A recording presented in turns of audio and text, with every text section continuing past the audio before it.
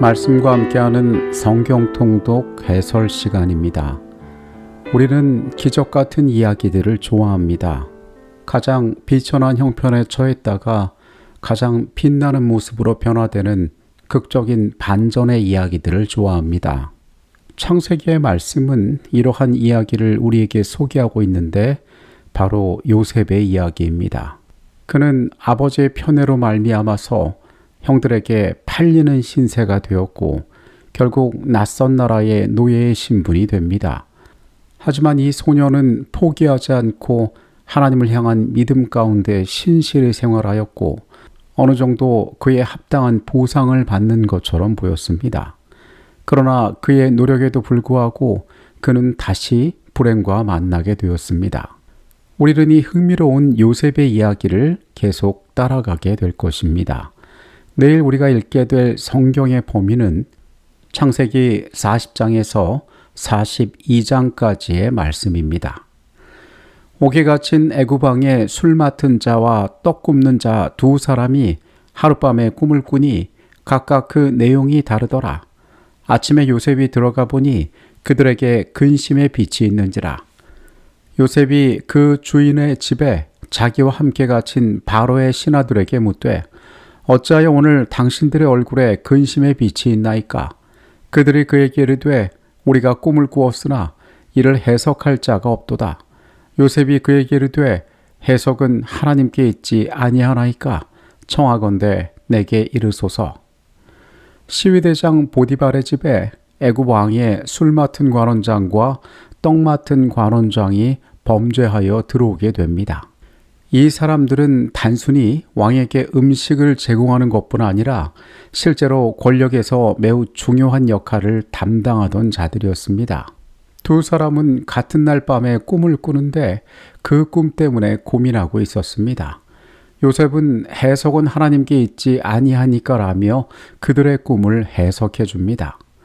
술 맡은 관원은 3가지 포도송이에 관한 꿈을 꾸었으며 요셉은 그 3송이가 3일을 의미하며 당신은 곧 복직될 것이라고 예언합니다.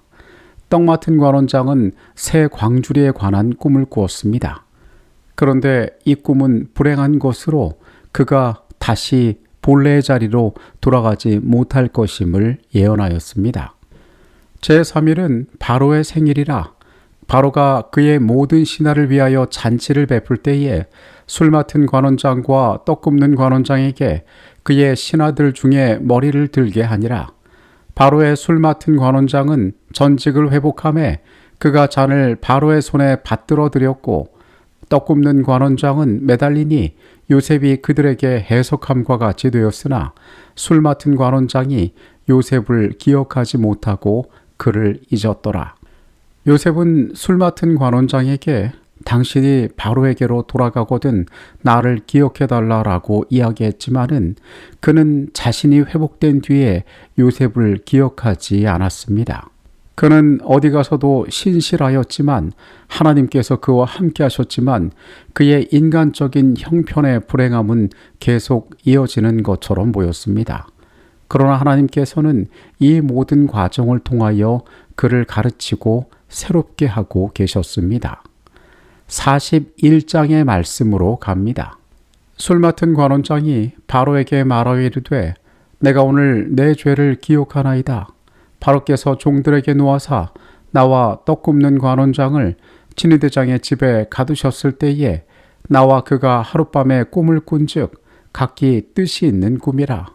그곳에 친위대장의 종된 히브리 청년이 우리와 함께 있기로 우리가 그에게 말하며 그가 우리의 꿈을 풀되 그 꿈대로 각 사람에게 해석하더니 그 해석한 대로 되어 나는 복직되고 그는 매달렸나이다. 이에 바로가 사람을 보내어 요셉을 부르매 그들이 급히 그를 옥에서 내놓은지라. 요셉이 곧 수염을 깎고 그의 옷을 갈아입고 바로에게로 들어가니 약 2년의 시간이 흐른 뒤에 애굽왕 바로가 2가지 꿈을 꾸고 번민합니다. 그 꿈의 내용은 아름다운 7 암소와 흉측한 7 암소 그리고 무성한 7 이삭과 마른 7 이상에 대한 꿈이었습니다. 이때 술 맡은 관원장이 요셉을 기억해내고 바로에게 추천하게 됩니다. 바로께서 꿈을 2번 겹쳐 꾸신 것은 하나님이 이 일을 정하셨습니다.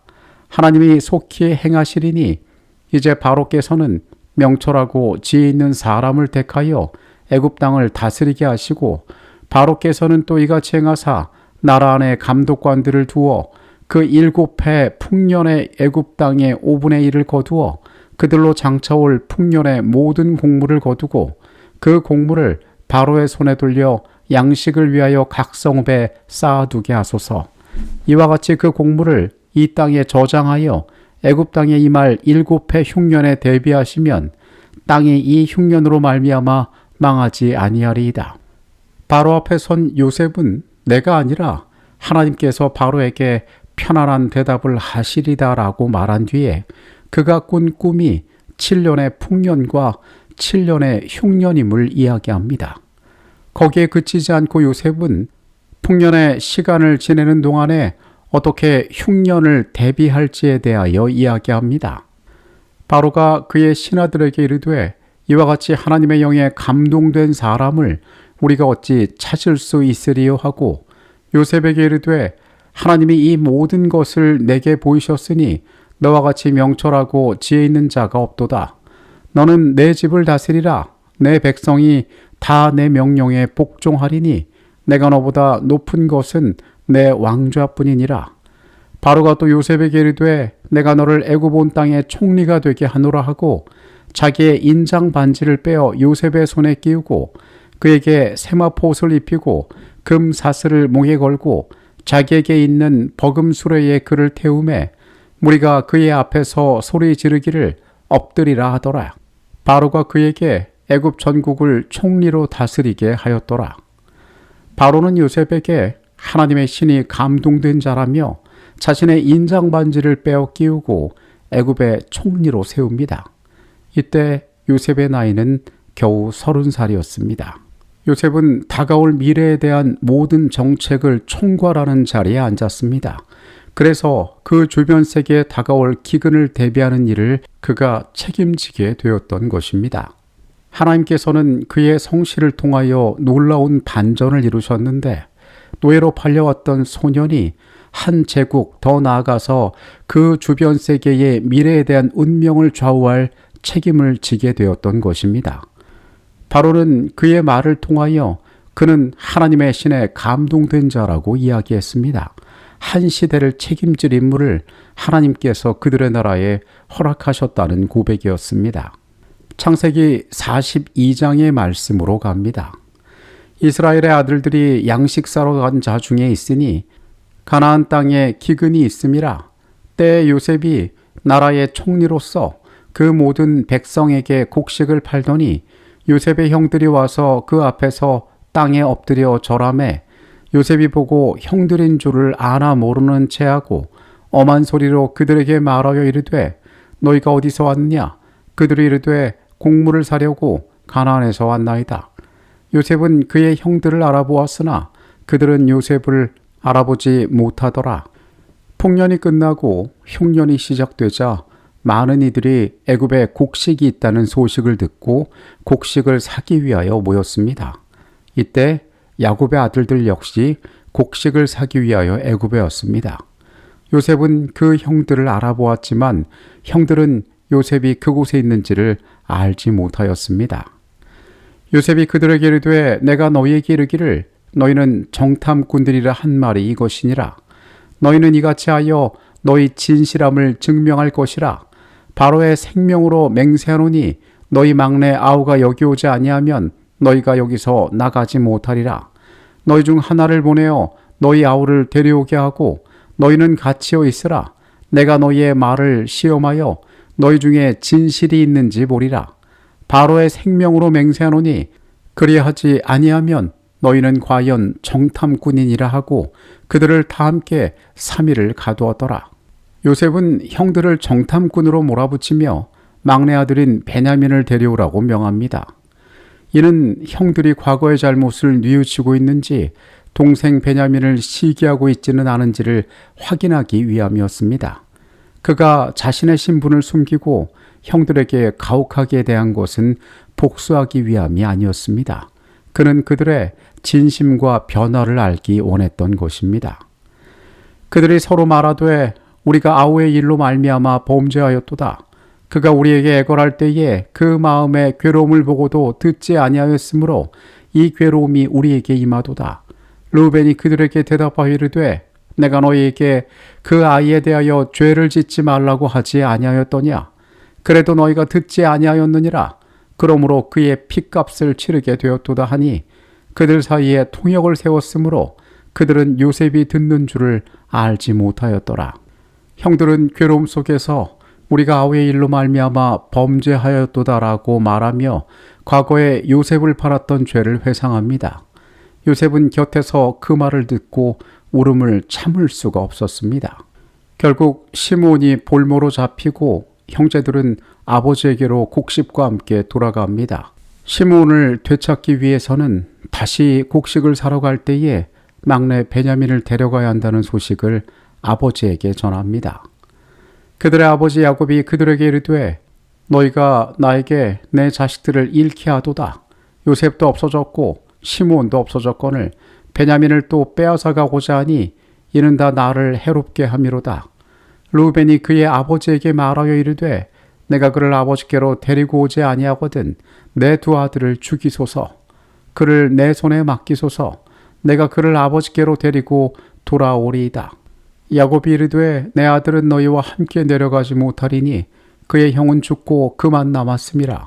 만일 너희가 가는 길에서 재난이 그에게 미치면 너희가 내 흰머리를 슬퍼하며 스올로 내려가게 함이 되리라.